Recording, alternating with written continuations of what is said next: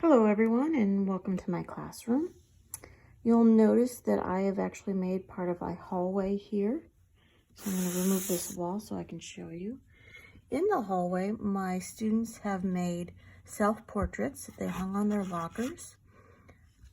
I think that this is a good welcoming image, especially since it's out in the hallway and not just restricted to the classroom, but something that everyone can see as they come into the room and walk down your hallway. The reverse side of this is, of course, the entrance to my room. And the sign says, "You are my sunshine." And I've included every student's name as part of the sunshine. So that's a way to welcome them into my class and into the building.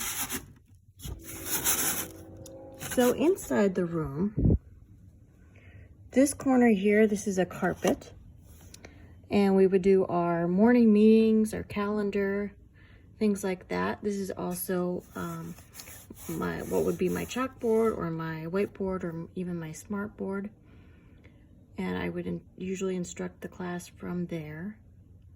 My desks are these little blue squares.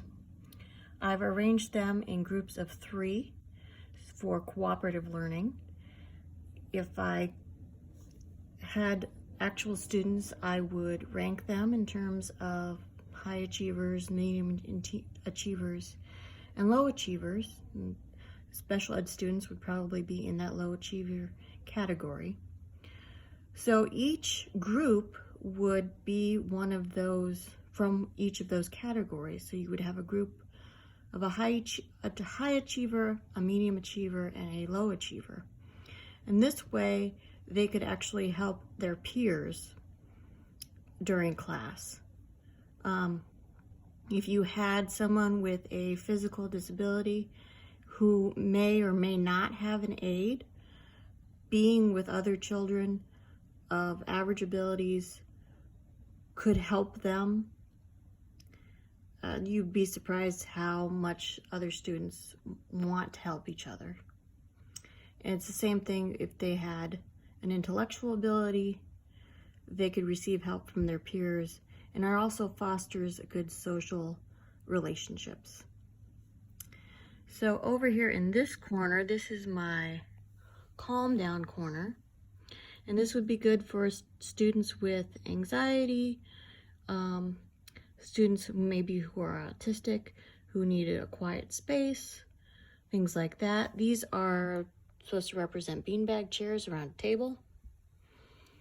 And in addition to that, I have put up positive posters that my students would have made themselves, so they would understand what the positivity corner, you could call it, is all about.